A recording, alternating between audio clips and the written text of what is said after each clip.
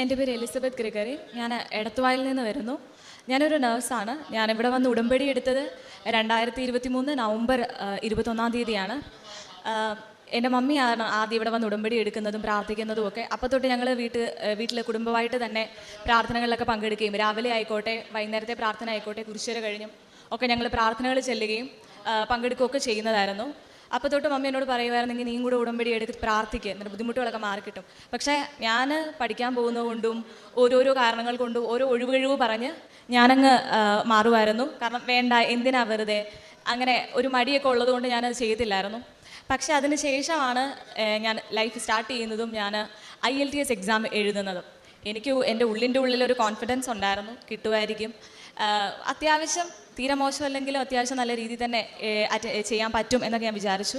പക്ഷേ എക്സാം എഴുതിയതിന് ശേഷം റിസൾട്ട് വന്നപ്പോഴാണ് ഞാൻ ഞെട്ടിപ്പോയത്. കാരണം എനിക്ക് സ്പീക്കിങ്ങിന് ഞാൻ വിചാരിച്ച അത്ര സ്കോർ ഉണ്ടായിട്ടില്ല. പിന്നെ ഞാൻ ഒന്നും കൂടെ എഴുതി. അതിന് ശേഷമാണ് എങ്കിൽ ഞാൻ ഇനി എഴുതുന്നതിന് മുന്നേ തന്നെ വന്നൊന്ന് ഉടമ്പടി എടുത്തേക്കാമെന്ന് പറഞ്ഞ് നവംബറിൽ ഇവിടെ വരുന്നത് ഉടമ്പടി എടുക്കുന്നതും.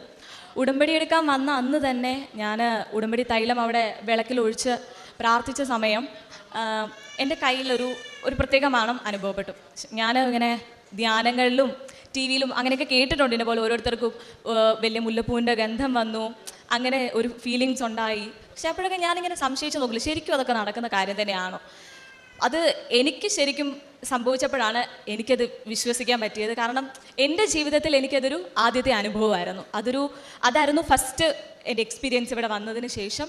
അപ്പോൾ ഞാൻ വിചാരിച്ചു ഓക്കെ, നെക്സ്റ്റ് ടൈം IELTS ഉറപ്പായിട്ടും കിട്ടും. ഞാൻ മൂന്നാമതൊന്നും കൂടെ IELTS എഴുതി. അത് കിട്ടിയില്ല. കാരണം എനിക്കറിയാം ഞാൻ അത്ര കാര്യമായിട്ട് ഉടമ്പടി എടുത്തെന്ന് പറഞ്ഞാൽ അത്ര കാര്യമായിട്ട് ഞാൻ ഉടമ്പടി നിയമങ്ങളനുസരിച്ച് അതൊക്കെ പാലിച്ച് ഉള്ള ജീവിതം നയിച്ചില്ല. അതുകൊണ്ട് തന്നെയാണ് എനിക്ക് കിട്ടാത്തതെന്ന് എനിക്ക് മനസ്സിലായി. അതുകൊണ്ട് ഞാൻ ഉറപ്പിച്ചു, ഇനി മാതാവിനെ മുറുകെ പിടിച്ചൊരു ജീവിതം നയിക്കാം. ചെയ്യാനുള്ളതൊക്കെ 3 മാസം കഴിഞ്ഞെന്ന് പറഞ്ഞാലും കൃത്യമായിട്ട് ബാക്കി കണ്ടിന്യൂ ചെയ്യാമെന്ന് ഞാൻ ഉറപ്പിച്ചു. അങ്ങനെ ഞാൻ OET എക്സാമിന് OETയുടെ കോച്ചിങ്ങിന് വേണ്ടി പോയി. OETക്ക് വേണ്ടി തന്നെയായിട്ട് 2 മാസം കൊടുത്ത് OETക്ക് വേണ്ടി വന്ന് OETക്ക് ജോയിൻ ചെയ്തു ക്ലാസ്സസിന്. ക്ലാസ് തുടങ്ങുന്നതിനിപ്പം എല്ലാ ദിവസവും അതിന് ജോയിൻ ചെയ്തതിന് ശേഷം വളരെ കൃത്യമായിട്ട് ഞാൻ ഉടമ്പടി നിയമങ്ങൾ പാലിക്കാൻ ശ്രമിച്ചു. മാക്സിമം ഞാൻ ട്രൈ ചെയ്തു. ഡെയിലി ക്ലാസ്സിൽ പോകുന്നതിന് മുന്നേ ആണെങ്കിൽ ഞാൻ ബൈബിൾ വായിച്ചിട്ടേ ഞാൻ ക്ലാസ്സിൽ പോകും. ഇച്ചിരി ലേറ്റ് ആണെങ്കിൽ ഓടിപ്പോകേണ്ടി വന്നാൽ കൂടിയും ഞാൻ ബൈബിൾ വായിച്ചതിന് ശേഷം മാത്രമേ ഞാൻ ഡെയിലി ക്ലാസ്സിൽ പോകത്തുണ്ടായിരുന്നുള്ളൂ. കോച്ചിങ്ങിൻ്റെ സമയത്ത് ഞാൻ അങ്ങനെ ചെയ്യുമായിരുന്നു.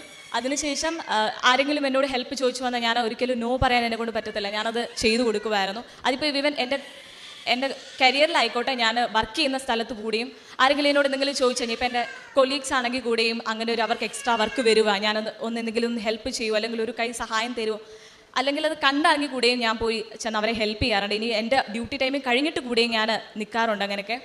അങ്ങനെയുള്ള സഹായങ്ങളൊക്കെ ഞാൻ ബാക്കിയുള്ളവർക്ക് ചെയ്തു കൊടുക്കും. പിന്നെ പ്രേക്ഷിത പ്രവർത്തനങ്ങളാണെങ്കിൽ കൂടെയും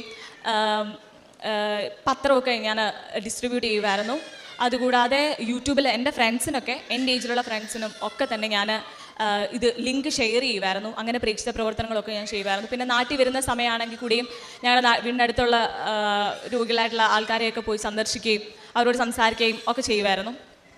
അങ്ങനെ ഞാൻ ചെയ്ത സമയത്താണ് നാട്ടിൽ പോകുന്ന സമയം അങ്ങനെയൊക്കെ ചെയ്യാം. പക്ഷെ ഞാൻ ഹോസ്റ്റല് അല്ലെങ്കിൽ ക്ലാസ്സിൽ പോകുന്ന സമയം, പഠിക്കുന്ന സമയം ഞാൻ എന്ത് കാരുണ്യപ്രവൃത്തിയാണ് ചെയ്യുന്നതെന്ന് ഞാനിങ്ങനെ വിഷമിക്കുമായിരുന്നു. കാരണം എനിക്ക് ചെയ്യാനുള്ള സാഹചര്യമില്ല. അപ്പോൾ ഞാൻ വെച്ചാൽ ഇനി അതിനുവേണ്ടി ഞാൻ എന്താ ഒരു സൊല്യൂഷൻ അങ്ങനെ വിചാരിക്കുന്ന സമയത്താണ് നെക്സ്റ്റ് വീക്കിൽ തന്നെ ഞാനങ്ങനെ സംശയിക്കുന്ന സമയത്ത് നെക്സ്റ്റ് വീക്കിൽ അച്ഛൻ്റെ ധ്യാനത്തിൽ അച്ഛൻ പറയും, ഇപ്പോൾ നമ്മുടെ ക്ലാസ്സിലൊക്കെ ആണെങ്കിൽ കൂടി നിങ്ങൾ പോയി എല്ലാവരെയും കാരുണ്യപ്രവൃത്തികൾ ചെയ്തില്ലെങ്കിൽ കൂടി നിങ്ങളുടെ മുന്നിൽ വരുന്ന മനുഷ്യരെ ഹെൽപ്പ് ചെയ്യാൻ ശ്രമിക്കണം. കൂടാതെ ഈ ക്ലാസ്സിലൊക്കെ മറ്റുള്ളവർക്ക് പറഞ്ഞു കൊടുക്കുന്നതും കാരുണ്യപ്രവൃത്തികൾ ഉൾപ്പെടുന്നത് തന്നെയാണെന്ന്. അങ്ങനെ ഞാൻ ക്ലാസ്സിലിപ്പം എൻ്റെ കൂടെ പഠിക്കുന്നവർക്കൊക്കെ എക്സ്പ്ലെയിൻ ചെയ്ത് കൊടുക്കുകയും അവർക്കൊക്കെ ഒരു വട്ടമൊക്കെ പറഞ്ഞാൽ മനസ്സിലാവാത്ത ആൾക്കാരൊക്കെ ഉണ്ട്. അപ്പം അവർക്ക് ഞാൻ പിന്നെയും എനിക്കറിയാവുന്ന കാര്യങ്ങളൊക്കെ എക്സ്പ്ലെയിൻ ചെയ്ത് കൊടുക്കുകയൊക്കെ ചെയ്യുമായിരുന്നു.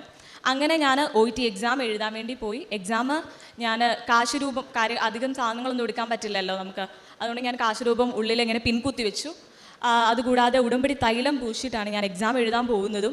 പിന്നെ അവിടെ കുറച്ച് നേരം മുന്നേ നമ്മൾ ഒരു 30 minutes മുന്നേ നമ്മൾ വെയിറ്റിംഗ് ഏരിയ ഉണ്ട്, അവിടെ പോയി വെയിറ്റ് ചെയ്യും. ആ സമയത്ത് ഞാൻ വിശ്വാസപ്രമാണം ചൊല്ലി ആരും ചവിട്ടാത്തൊരു സ്ഥലത്ത് ഞാൻ മൂലയ്ക്ക് വിശ്വാസപ്രമാണം ചൊല്ലി ഉപ്പൊക്കെ വിതറിയായിരുന്നു. ഇങ്ങനെയുള്ള കാര്യങ്ങളൊക്കെ ചെയ്തിട്ടാണ് ഞാൻ എക്സാം അറ്റൻഡ് ചെയ്യുന്നത്. അങ്ങനെ OET ഫസ്റ്റ് അറ്റംപ്റ്റിൽ തന്നെ എനിക്ക് പാസ്സാവാൻ പറ്റി.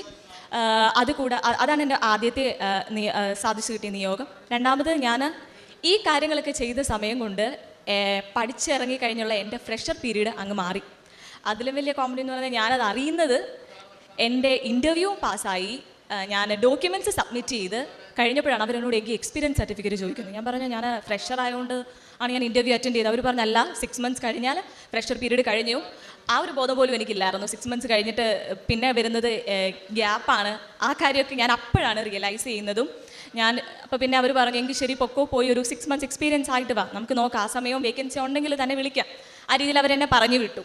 ഞാൻ എന്നിട്ട് ഇനിയിപ്പം ഞാൻ ശരിക്കും ഷോക്കായിപ്പോയി. കാരണം ഞാൻ ഒത്തിരി ആഗ്രഹിച്ചതാണ് പഠിച്ചിറങ്ങി കഴിഞ്ഞാൽ ഉടനെ തന്നെ ജോലിക്ക് കയറണം. അങ്ങനെയൊക്കെയായിരുന്നു എൻ്റെ പ്ലാൻ. അതും UK പോകണം. കാരണം ഇപ്പോൾ ഫുൾ NHS ഫ്രഷേഴ്സിനെ റിക്രൂട്ട് ചെയ്യുന്നുണ്ടല്ലോ, അപ്പോൾ എല്ലാവരും പോകുന്നു. എനിക്ക് വലിയ ആഗ്രഹമായിരുന്നു, ഞാൻ പഠിച്ചുകൊണ്ടിരുന്ന സമയം തൊട്ടേ ഉള്ളൊരു മനസ്സിൻ്റെ ആഗ്രഹമായിരുന്നു. പക്ഷെ അത് നടന്നില്ല. അത് പെട്ടെന്നൊരു ദിവസം നടക്കാതെ വരുമായിരുന്നു. അതുപോലെ എനിക്ക് ജോലി ചെയ്ത് എത്രയും പെട്ടെന്ന് അച്ഛനെ ഹെൽപ്പ് ചെയ്യണം, ഫൈനാൻഷ്യലി ആയിക്കോട്ടെ ഹെൽപ്പ് ചെയ്യണം എന്നൊക്കെ വലിയ ആഗ്രഹമായിരുന്നു. അതെല്ലാമാണ് ഒറ്റ നിമിഷം കൊണ്ട് മാറിപ്പോയത്. ഞാൻ വല്ലാതെ ഡെസ്പായി ഞാൻ ബാംഗ്ലൂരിലേക്ക് ജോലിക്ക് പോയി.